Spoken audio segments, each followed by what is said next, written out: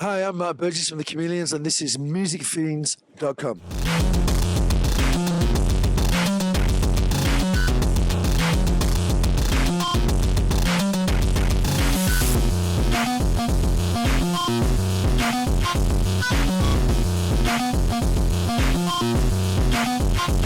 This is David with musicfiends.com, and today we're going to be at the Sundown in Granada interviewing Mark Burgess of the Chameleons. Hello, Mark. Hello, David. So I heard y'all had some trouble getting here yesterday. I didn't, the band did. It's because of, I had problems with my voice, couldn't be in the van for 8 hours with AC. It was drying my voice out. So I flew to Kansas City, and the guys, I was supposed to meet them there, and they got about 2 hours out of Kansas City, and they broke down. So we had to cancel Kansas City. We had to cancel the show. But I had a very nice evening there. That's good. I had a night off for a change. Hopefully you could bring the energy from Kansas City here tonight. Yeah, we'll be twice as pent up. How was the European tour? How's that everything going? That was brilliant. I mean, yeah, all of last year and the few things that we've done this year have been amazing with this band, yeah. Since this is going to be your Strange Times album tour, yeah, I'd like to speak about a few of the songs on the album. Is that all right? Yeah, of course. Coming into Strange Times is Mad Jack. It's one of my favorite openers of the Chameleons. And it's a very, in-your-face song, very thought-provoking, very energetic. Yeah. What was your mind making that song, just like bringing all that energy into all of those songs on Strange Times have got something in common. When we were getting the material together, I started bumping into a lot of people that I hadn't seen since school. Mm-hmm. Which is why I called myself Birdie on the sleeve, because it was my nickname at school. And I started bumping into all these guys, and they'd all gone in, obviously, in a lot of various directions. Mm-hmm. And Mad Jack reflected one of those personalities that I'd met, that I knew. Most of the songs on that record reflect encounters that I had with people at around the time we were writing the material. But, lyrics evolve anyway. Since writing it to performing it now, I mean, now I think it has a much more political connotation, Mad Jack. And what would you say is that connotation? The lunacy of our entire system, how we keep electing liars and cheats and hypocrites into positions of power. They wear these masks, and behind them you have these kind of monstrous people, these narcissists, for want of a better word. What do you think we could do to, I guess, help bring out like a more nicer persona in one of our leaders? You give the power to the person who doesn't want it. Give it to the person who doesn't beg you for it. Mm-hmm. If somebody's begging you for power, they're the wrong people to give it to. Mm-hmm. Yeah. You want someone that's just pushing. Yeah, you want somebody that you've absolutely got to beg to do it. Usually the people who don't want power are probably the best people to give it to. Coming off of Mad Jack is Caution. Yeah. And it's a track that shows the confidence of a band during doing their third album. Yeah. And it starts off with one of the most amazing, trickling guitar noise I've ever heard. Yeah. Can you give us your thoughts on listening to that track yourself and hearing, that's what we made back in the day? We wrote it in the studio, and we arranged it in the studio, and it came together very spontaneously. I remember the first time we actually played it live was in a sound check in the north of England. And I think it was the first of the Strange Times gigs. And when it got to the end, there was a few people in the room, there was just dead silence. For about 30 seconds. And then somebody at the back of the room, you just heard this voice go, "Fucking hell." Yeah. They were kind of stunned. And we were. But that's another one that's kind of evolved as we played it, because that vocal was literally just, I didn't have a word written. I was in front of the microphone and I did it, I think, 5 or 6 times. Just singing whatever I wanted, came into my head. And then we just compiled the finished one from about 5 different versions of it. Eventually the producer said, "Right, I think we've got it." And we just compiled it into one vocal. And a lot of the things that you talk about, a lot of those sounds at the beginning, things like that, they were all done later. Once the actual arrangement was down, it came together very spontaneously. So the next track is going to be Souls in Isolation. Souls in Isolation, yeah. Ooh. The big song. If you haven't heard it yet, that's when I was listening to it, what really stuck out to me was you screaming, "I'm alive in here." Yeah. And to me, it just means we're a person living in this world, but just because we're living our lives one way, we shouldn't be passed on or overlooked by anyone else. So what was in your head at the time? A person who's surrounded by hundreds of thousands of people and yet is the loneliest man or woman that you can imagine. The idea of, well, these people sitting in these little boxy bedsits all alone with just their record players or whatever, and completely cut off from each other. So they were disassociating from each other. And then that was done in the 80s. And I mean, I think it's more relevant now when you apply it to the internet, because, our entire way of socializing has changed. And while you would think that we're more social because of the connectivity, in fact, you find we're less so, because we're doing it from behind a keyboard or behind a telephone, whatever. That's how we communicate now. It's less social and a lot more isolating, I think. And I kind of felt that was coming. I think I felt that as we evolved as a culture, our individuality was getting suppressed, and we were getting more and more cut off from each other, and we were also finding that we were living in a society that was losing its sense of empathy, which I still believe. And my favorite song, or just in general, of the Chameleons is Swamp Thing. Swamp Thing, yeah. I've actually spoken to you over the years about Swamp Thing quite a few times. Yeah. And I've heard over the interviews you talking about how Swamp Thing was influenced by, like Rain and the city of Berlin. That's right. Yeah. What do you think is the meaning of the song today? Is it, and how was it different than how it was back in the day? Again, I think it's an erosion of values. The more soulless aspects of our personalities are governing things. Very dehumanizing situation. It wasn't inspired by this is the weird thing. It wasn't inspired by the fall of the Berlin Wall. It predicted the fall of the Berlin Wall. I was in Berlin in a cafe right by the wall, and I started to imagine what would happen if the wall fell down.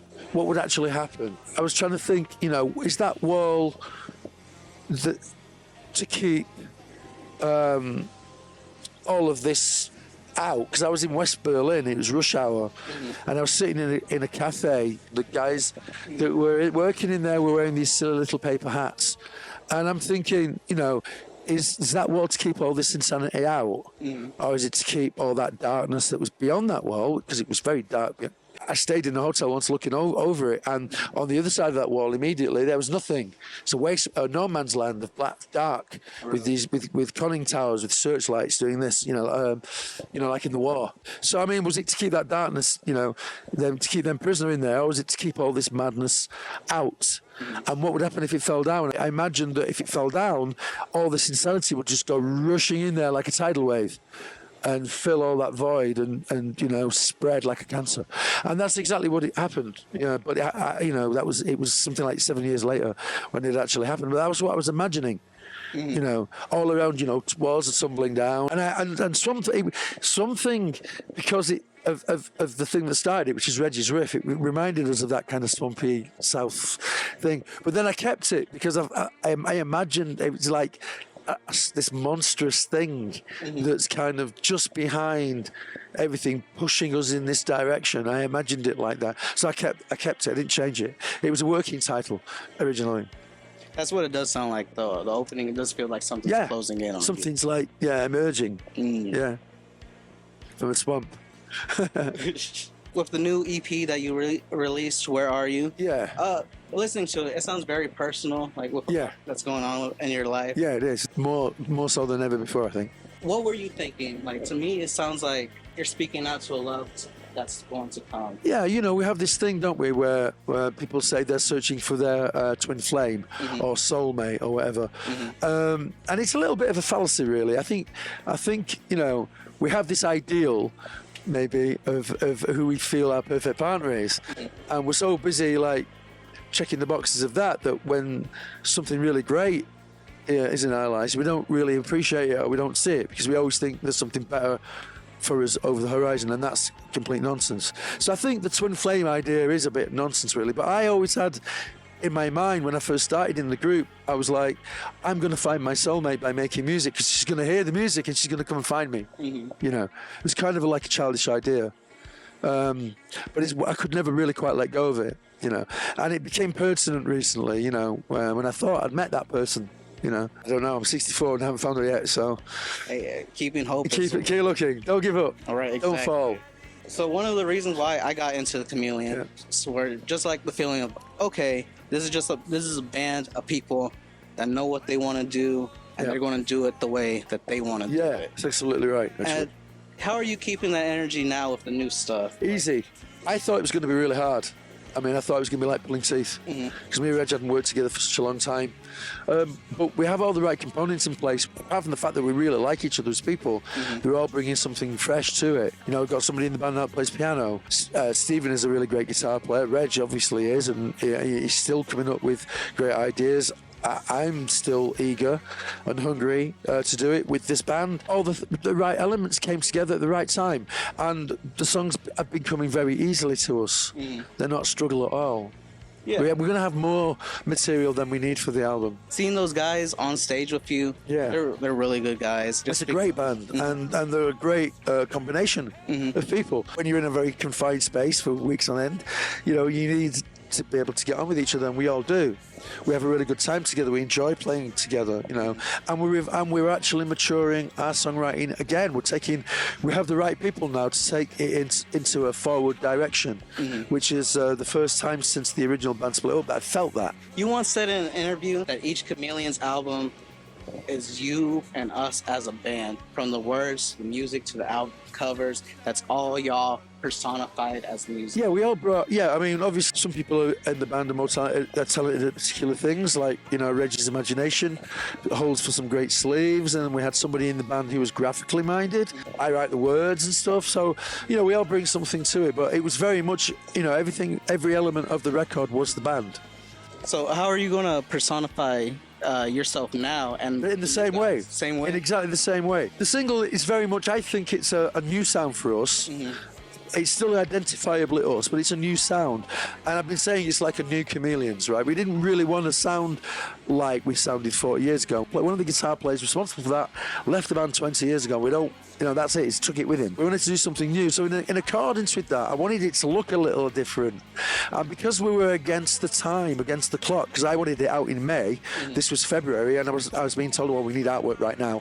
I used a favourite photographer of mine, Akita Smith, who's actually lives in Berlin, and I really like her photography, and that's a photograph of herself against the wall really? Yeah, she took that of herself. That's the photographer in the picture. So I really liked it. I thought it was provocative, but it's also different. We had not had a sleeve like that before. We do want to try shaking it up a little bit and not being typical of our legacy, typical of our past. But Reg will still be doing the album sleeve, and he has a very vivid imagination, and we have people in our crew now that, you know how to put these things together and get them made. The single is on our label.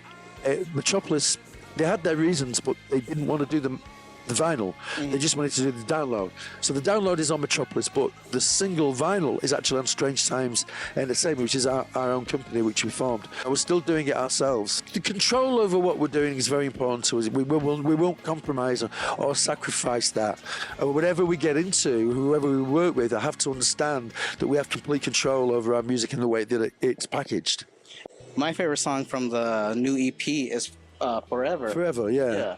I've been hearing that a lot lately. That's what made people's like standout tracks. So, right. Yeah. I did it on GarageBand a few years ago on my own. I was just me and my guitar, and I did it on GarageBand. I played it to the guys in the studio, and they just said, "Let's go on the record." And I'm like, "Well, it's a 12 megabyte lossless file. Doesn't matter, you know, we should put it on." I'm really proud that they wanted to put it on, because, as I say, it was just me on GarageBand, like writing a song, and doing a demo. I'm proud to say that in some of the reviews we've been getting, a few have pointed that Forever as being something special, and that makes me feel very proud. Yeah, like I remember in an interview you were saying, you know, that we might not be the same Chameleons, but the Chameleons vibe and all that's going to be into the music. Yeah. That's all I'm hearing from the new song. Yeah. And that I'm super excited for. Yeah, well, we are. I mean, we can only use ourselves as the yardstick, you know. Mm-hmm. We don't really think about, oh, our audience going to like it. We don't think like that. We have a certain level of excitement in ourselves, and if we hit that, then we want to go with it. You know, that's our yardstick for determining whether or not we're going in the right direction or not. And that's always been the case on every record.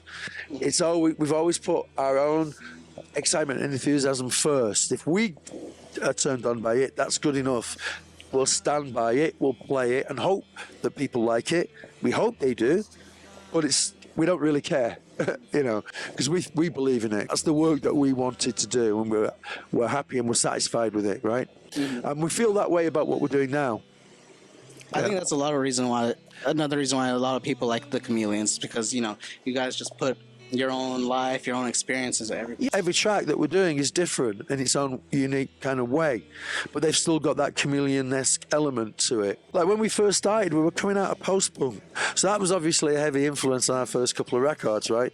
Now that we're older, we can celebrate our real influences, which were, you know, the periods of time that made us want to buy records and ultimately make records, which is the 60s and the 70s were our thing, right? Because by the time we got to the 80s, we'd absorbed all this stuff, but then punk happened and punk kind of overshadowed it.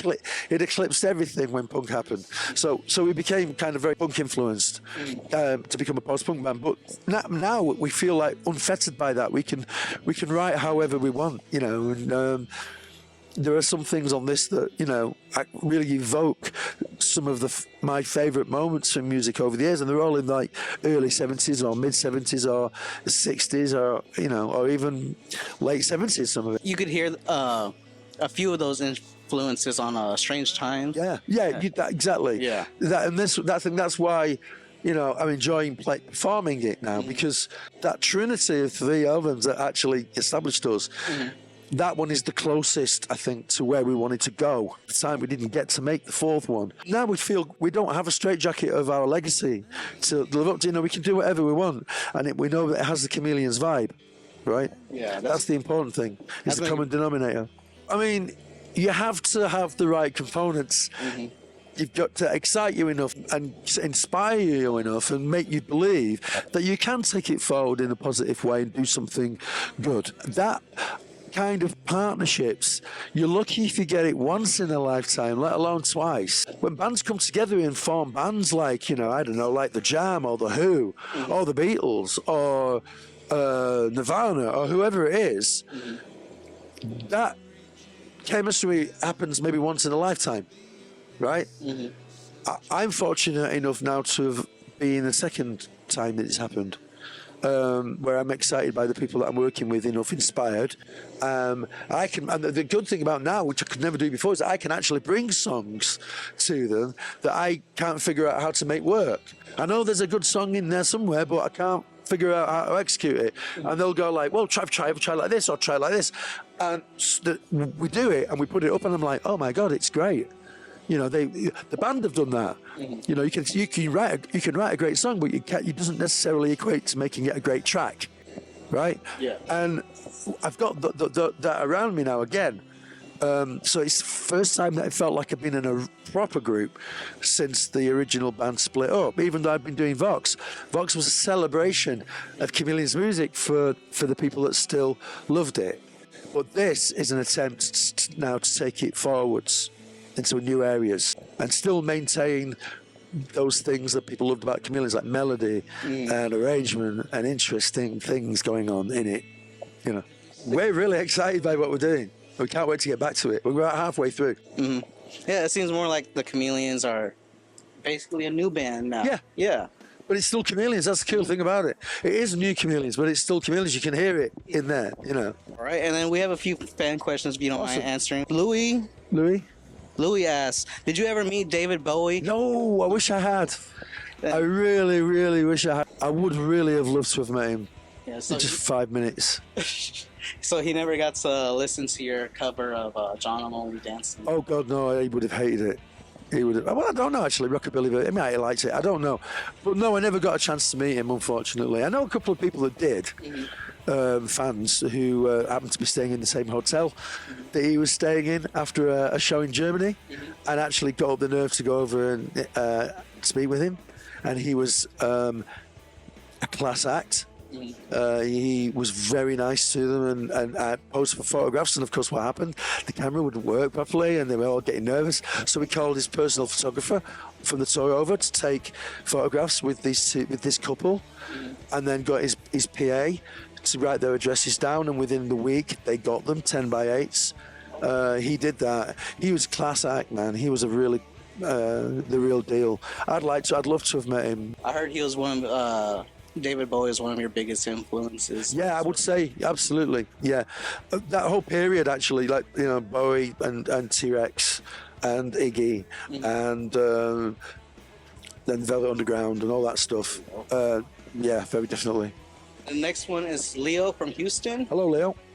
When the band is on tour, how do you stay motivated to perform with the same kind of energy from the first night to the last to the next? Well, next. Each other. The music, obviously, but the audiences are important. The audiences make concerts great. Without them, it's going to be a flat. And we're fortunate enough to attract really good audiences, really good giving audiences. They give us a lot of energy, and you get like this kind of loop thing going, where you put out energy, they absorb, and they put it back more till it builds to a climax at the end of it. And those are the great concerts. I mean, they're not all like that. Some people, especially these days, they're so locked inside themselves, they don't really know how to have a good time at a gig anymore. They'll sit there. I mean, the number of times I've had somebody standing right in front of me, right, with just like that, yeah. And you don't know whether they're digging it or not. But then when you finish, they go crazy. But no, I think audiences are a big part of that. You get a lot of energy from audiences. But the music, it doesn't get jaded or boring for us. We really love playing it. So we're lucky to be able to do it. You have to keep telling ourselves that. We're fortunate to be able to do this. The next one is Lisa from Orange County. Hello, Lisa. Well, she would like to know, what is your favorite song from Arctic Moon, your new album? Arctic Moon? Well, it's going to change, I think, because, like I said, we're only halfway through. But at the moment, it's a song called "Free Me." Free Me. And it's a really unusual song. I did a version of it for KEXP in Seattle just last week. Yeah. It's a really good sign when we finished. We looked and they were all crying. They were all like getting wet behind the eyes. So that's a good song when you do that. I think "Free Me" is my favourite, but that will change. I mean, there's a big song on the album called "David Bowie Takes My Hand," which is, I absolutely love it. It is a dark song. The inspiration was the darkest 48 hours I've ever had in my entire life, but the song, it's beautiful. What we've done with it is beautiful. All right. And then Baffle Tiff from Dallas, Texas would like to know. Oh, a neighbor of mine. Yeah, exactly. She wants to know, why did you start the band? Like, what kept you going? Why start again? And then if you had the chance, would you do it all over again? Yes, I would. The last part of that is easy to answer. Yes, I would. I'd do it all over again. I didn't start the band. I was invited to join it. I was going to be an actor. That was what I wanted to do. I was going to do drama, and I got kind of like fell in to this with my two friends that I'd known since I was 6 and 10 respectively. So they saw me in a little punk band that I was doing for something to do, and they wanted me in their band.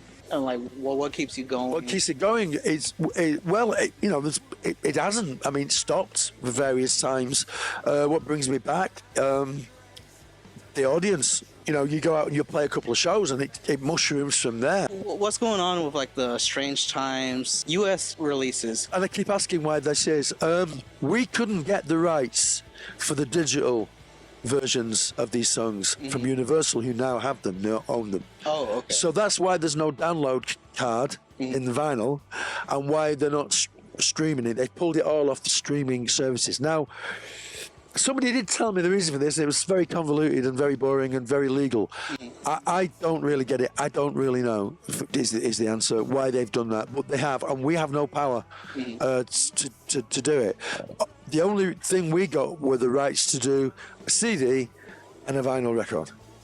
Right, so that's what we've done, and we just didn't have the rights to do digital distribution of it.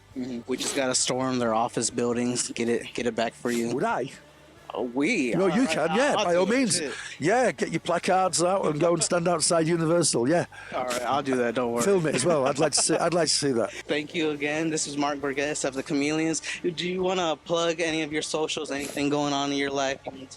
Right here, right now. We have got a new single out, obviously. Where Are You? It's doing very well. It's got charted in England. Yay. First time ever. There's a German label run by a friend of mine, Aufnahme plus Wiedergabe, which means recording and playback. And it's a vinyl label, and he's putting out 5 legacy tracks that we've specially recorded in January for him. The Fan and the Bellows, Nostalgia, Nathan's Phase, Every Day I'm Crucified, and Things I Wish I'd Said. There was actually 6. The 6th one was on the B-side of our new single, which is Endless Falling. But the other 5, he's going to release that, I think, around September. So you might want to watch out for that, because it sounds great as well. Thank you again for speaking with us today. David, it's been a pleasure. It's been a pleasure again, seeing you again, Mark. Great pleasure. We've been musicfiends.com, and see you next time, all right? Bye-bye, bye-bye. Lost in a rancid wilderness of pain,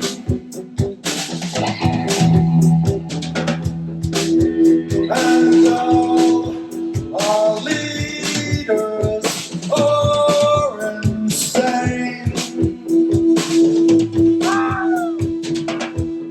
All our leaders are insane.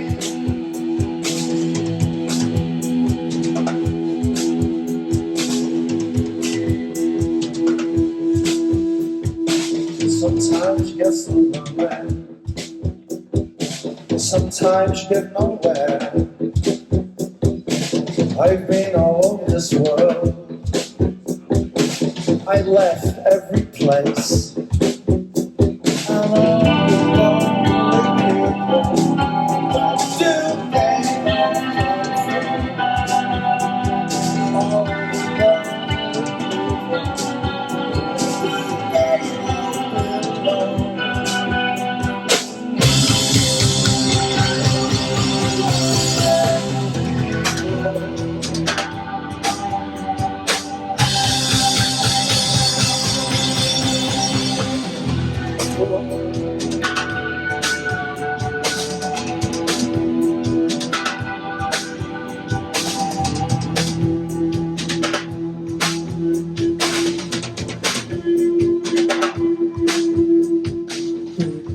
giants standing tall, crushing all the creatures great and small.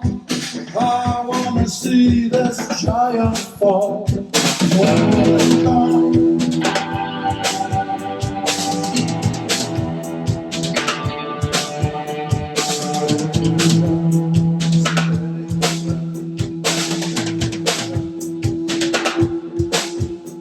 Where's that rattle round my head?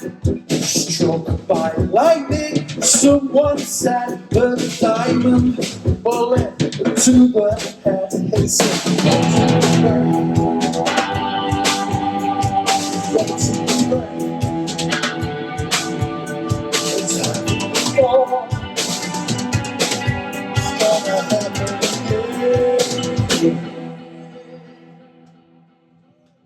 Will I see the